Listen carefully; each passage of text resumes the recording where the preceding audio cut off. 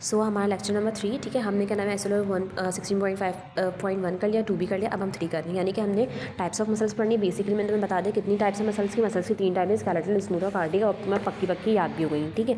अब मैं तुम्हें थोड़ा सा और बता देती हूँ कि स्मूथ मसल्स कहाँ होती है। Smooth muscles do not show striations, ठीक है।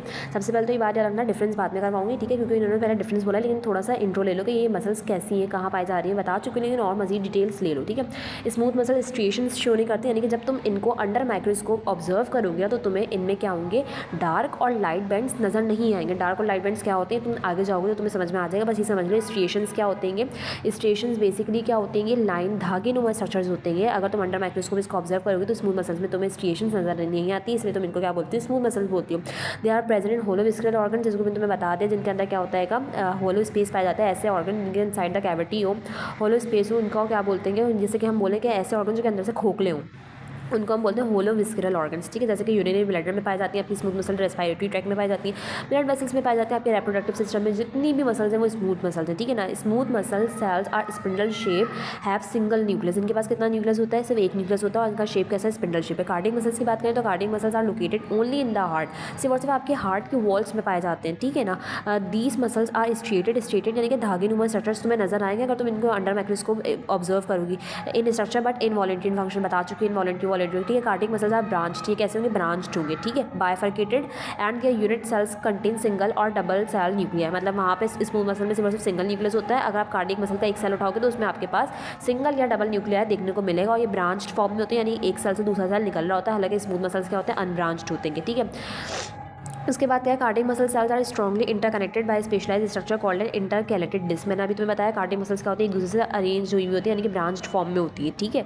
तो ब्रांच फॉर्म में होती है तो जाहिर सी बात है एक जगह से दूसरी जगह पे मिलना होगा, तो वो जंक्शन, वो वाला पॉइंट जहाँ पे एक दूसरे से मिलती है उसको हम क्या बोलते हैं, intercalated disc. The cardiac muscles are arrange in a branching network where cells are joint together ना मेक अ सिंसिटियम, ठीक है। कार्डियक मसल्स क्या होते हैं, अरेंज होते हैं ब्रांचिंग नेटवर्क में, ब्रांच फॉर्म में अरेंज होते हैं, जहाँ पे सेल्स एक दूसरे से मिलते हैं और उस जंक्शन वाले पॉइंट को हम क्या बोलते हैं, सिंसिटियम, ठीक है।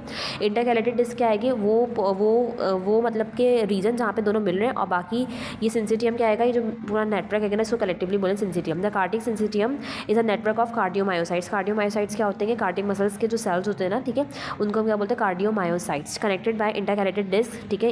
एक दूसरे से सेल्स मिल रहे हैं ना, ठीक है, ब्रांच फॉर्म में, तो कार्डियोमायोसाइट्स बहुत सारे मिलेंगे तो फिर आपकी कार्डियक मसल बनेगी, ठीक है। आपको पता है कि सेल बहुत सारे सेल मिलते हैं तो फिर टिश्यू बनता है ना, सिमिलर सेल्स कंबाइन होते हैं, तो कार्डियोमायोसाइट सेल्स सारे के सारे कंबाइन होंगे किसके जरिए, इंटरकैलेटेड डिस्क के जरिए, that enable the rapid transmission of electrical impulses through the network. The cardiac muscles are the strongest among all. They work continuously throughout life and amazingly do not get fatigue. कि कभी भी थकती नहीं है, क्यों नहीं थकती मैं तुम्हें बता दूँ, this is because they have numerous mitochondria and continuous supply of oxygenated blood.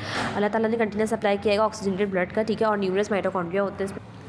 सो ठीक है, तो मैंने बताया कार्डियक मसल्स कभी भी नहीं थकती। जब तुम सो रही हो ना इवन, तभी तुम्हारी कार्डियक मसल्स, तुम्हारा दिल धड़क रहा है, ठीक है, इट मीन्स दैट कि वो कभी भी थकता नहीं, दे नेवर गेट फटीग, ठीक है। क्यों, अल्लाह ताला ने न्यूमरस यानी कि बहुत ज़्यादा तादाद में माइटोकॉन्ड्रिया थे, और तुम्हें पता है माइटोकॉन्ड्रिया क्या आएगा, power house of the cell, तो बहुत ज़्यादा एनर्जी की सप्लाई होती है और डायरेक्ट कहने में ऑक्सीजनेटेड ब्लड सप्लाई होता है, तो इसलिए सेल्स कभी भी नहीं थकते, ठीक है। स्केलेटल मसल्स क्या आएंगे, the muscles attach to the skeleton are called skeletal muscles. मैंने तुम्हें बताया तुम्हारी हड्डी के साथ जितना भी कुछ जुड़ा है वो क्या है, skeletal muscles.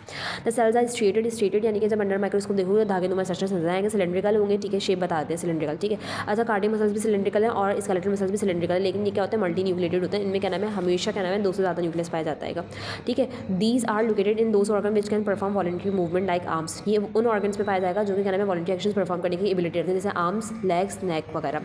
They are arrange in bundles and the pattern of striations on muscle surfaces, okay.